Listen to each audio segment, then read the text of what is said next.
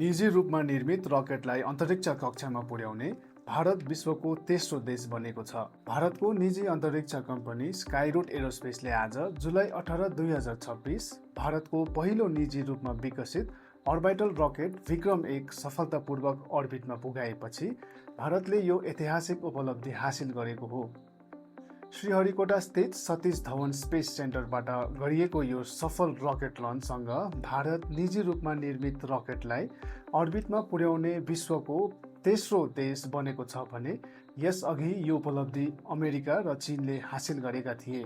आगमन नाम दिएको यो मिसनले विभिन्न ग्रहको पेलोड तथा टेक्नोलोजिकल डेमोन्स्ट्रेसन इक्विपमेन्टलाई करिब 450 किलोमिटर उचाइको लो अर्थ अर्बिटमा सफलतापूर्वक स्थापित गरेको बताइएको छ।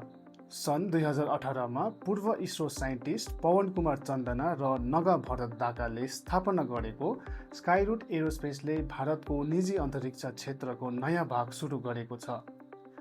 सन् 2020मा भारत सरकारले अन्तरिक्ष क्षेत्रमा निजी कम्पनीहरूको सहभागिता खुल्ला गरेपछि आएको यो उपलब्धिलाई भारतको कमर्सियल स्पेस इन्डस्ट्रीका लागि ऐतिहासिक माइलस्टोनको रूपमा हेरिएको छ।